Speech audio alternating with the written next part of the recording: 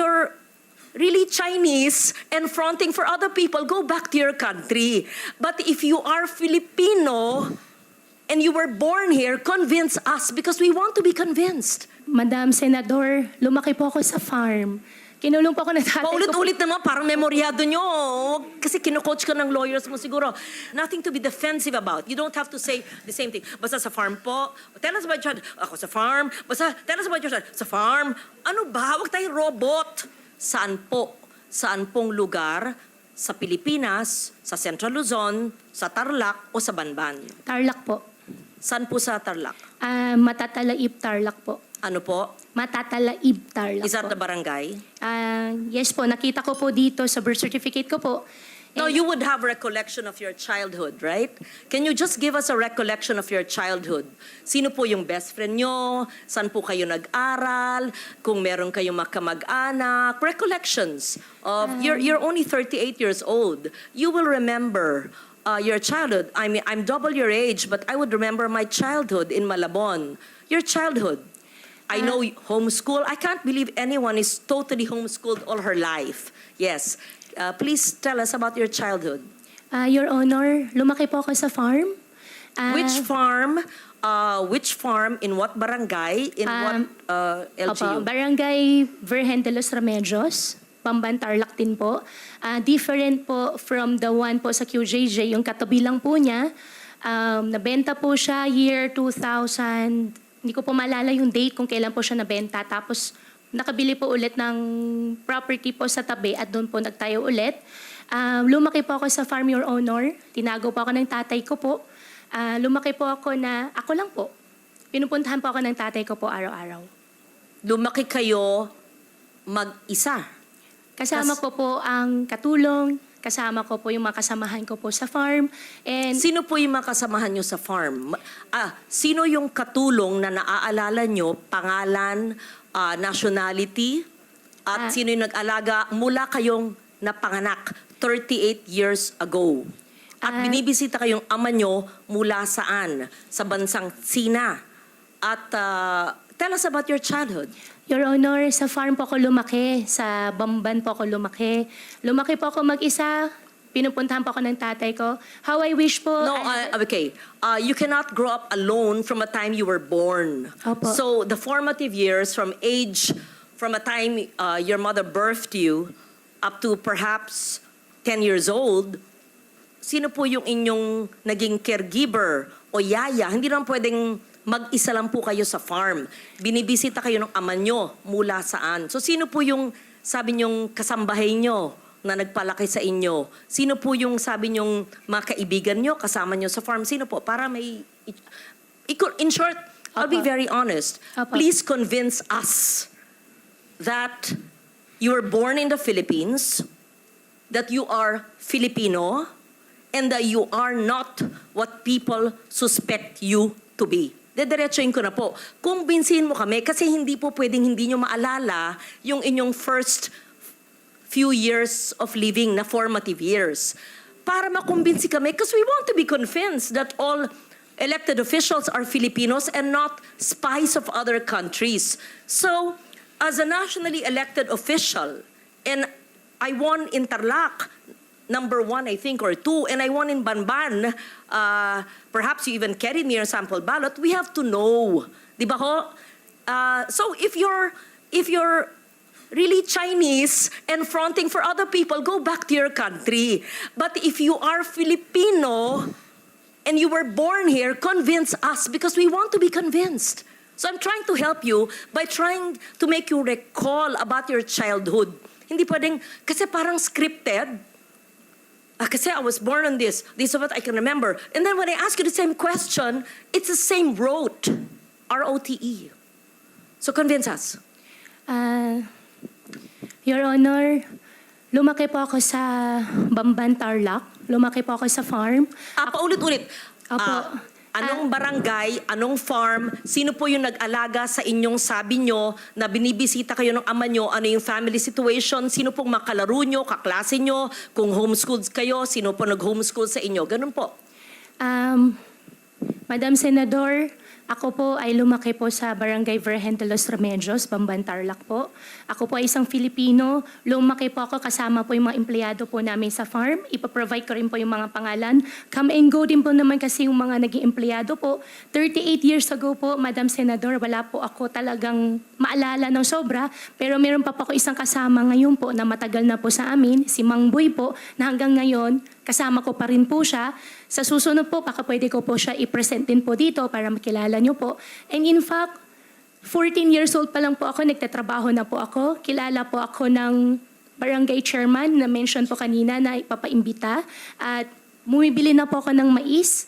Pwede po ako mag-present po ng mga pangalan po nila na magpapaalam lang po ako sa kanila kung pwede ko po sila i-disclose po yung names po nila. At Excuse me, San Loren, kung pwedeng idagdag, kung kaugnay nyo lahat ng mga taong ito mula nung pagkabata nyo, pwede nyo bang ikwento ng mahaba-haba ng konti in Kapampangan?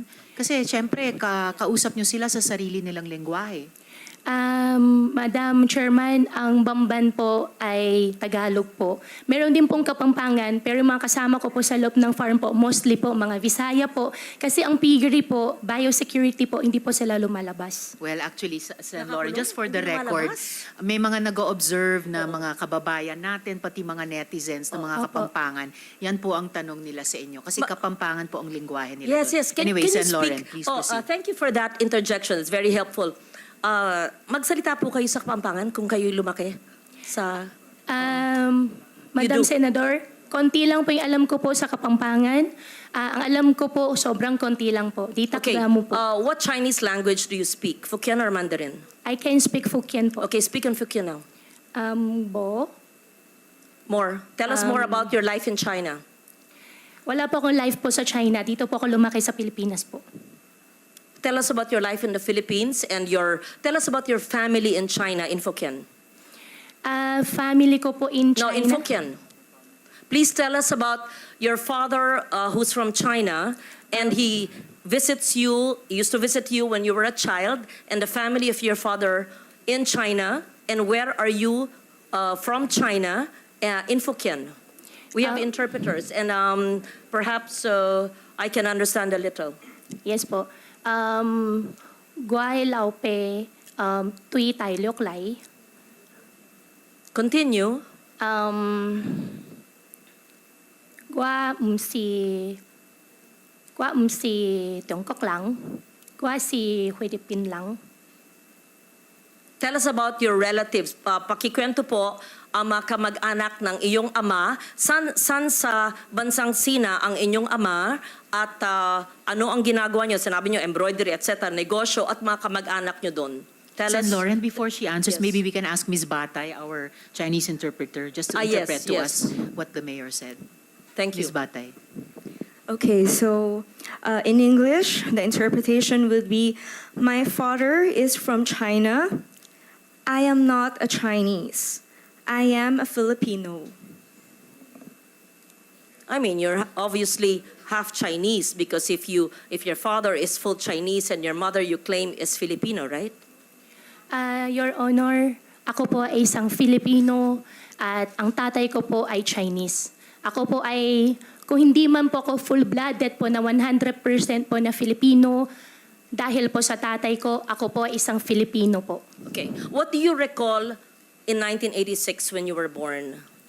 Your Honor. And why is it that you obtained your birth certificate? To be fair, sometimes people only have their birth certificates much later. But tell us the process of obtaining your birth certificate in what year? What year did you get your birth certificate? Your Honor, 2005 po. Yes. How San did Loren, you... if I may just quickly add to Please, your earlier please, question. proceed, Madam Chair. Mayor, may childhood photos ba kayo sa Bamban? Yes. Meron po, nung bata po ako, Madam Chairman, hindi po talaga uso cellphone. Pero sa nangyari po, meron po camera mga po. circulation po ng mga pictures ko po ng teenage life ko po sa conception. I can provide po. In fact, hindi ko po alam na meron po pala akong ganun picture. Could you kindly give us the earliest photos of yourself and your family and your workmates, playmates in your very exclusive and closed farm that you said and your relatives in China and your father's relatives, and the time that you were born, 1986, hindi naman, okay, walang cellphone, but you must have photos. And Yes po. proof of your homeschooling. Siyempre, pag homeschooled, meron pa rin yan mga report card, hard copy pa noon, hindi pa soft copy eh. Yes po, Your Honor. Hahanapin ko po yung mga picture po. Pati So, po yung mga tao po, pati po yung mga empleyado po na kasama ko po. what was the situation, Mayor Guo, noong 1986 when you were born? Where was your mother? Where were your parents? And sa mga binibisita kayo ng iyong ama at ang kasama niyong lumaki ay sino? Fill in the blanks, please. Your Honor, 1986 po, nung pinanganak po ako, wala po akong any knowledge po. Dahil baby pa po ako noon, lumaki po ako, may nakikita po ako mga kasama po naging naging partner po ng tatay ko po. At lumaki po ako sa farm, isa na rin po yung na-mention ko po nung nakaraan po na Senate hearing, si Teacher Rubilyn po, nakasama ko rin po siya.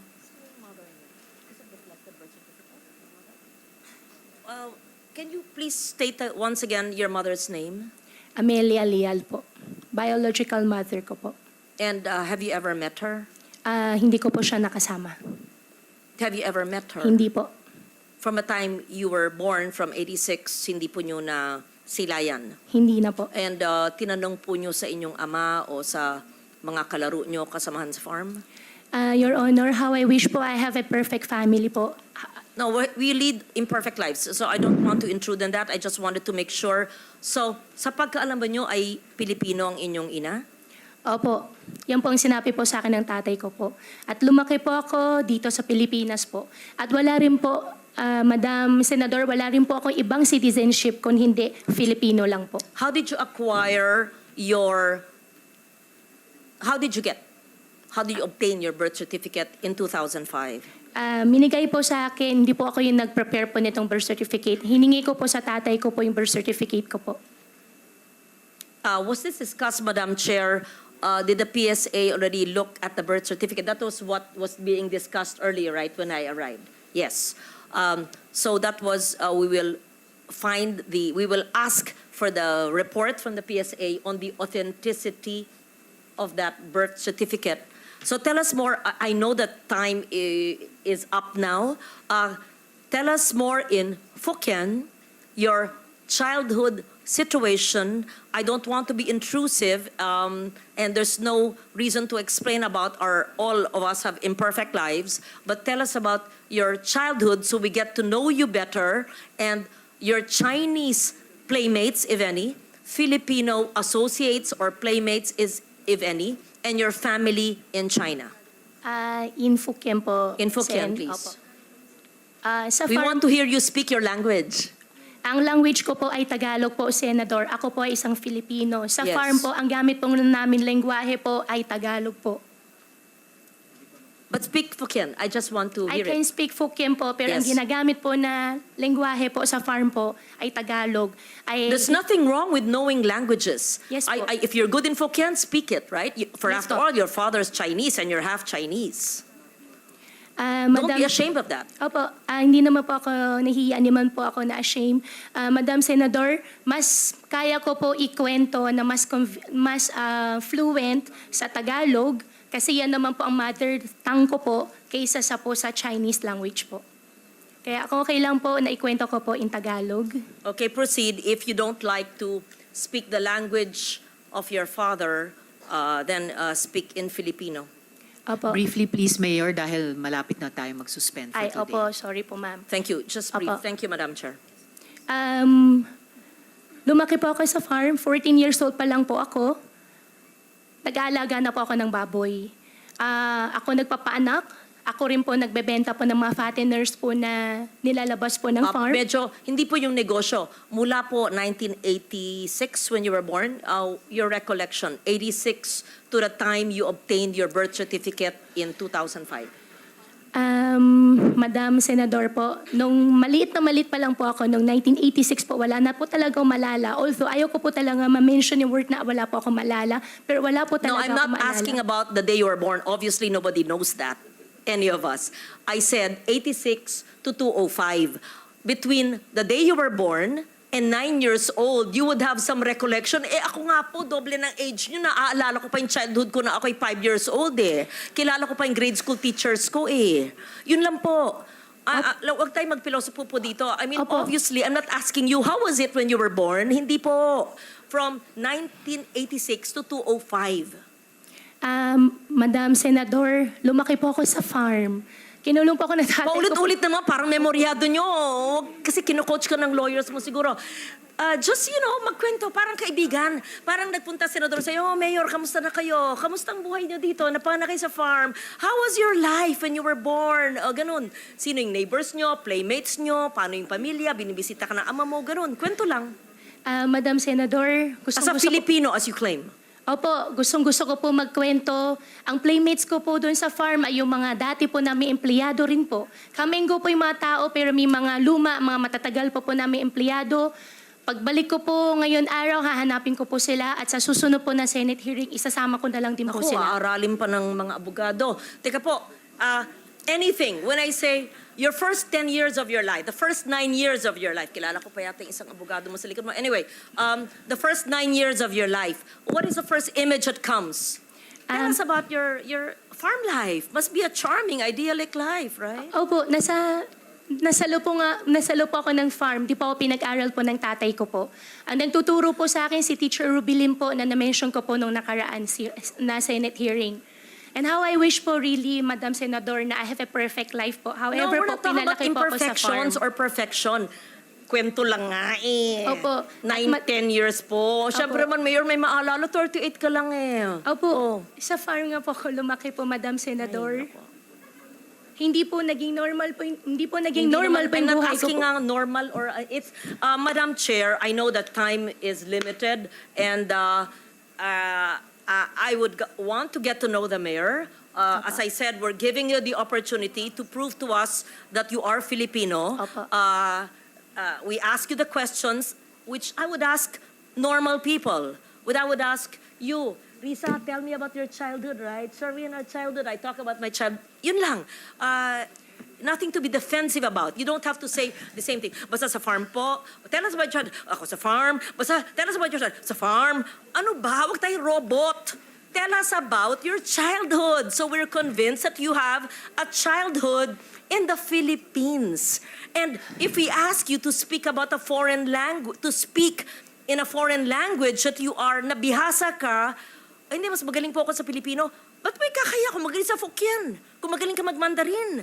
Wala. Maganda nga. Marami ka na lengguwahe. I will leave it at that and I will Opo. ask more questions in the next hearing because ano ba ang ating pinupunto dito?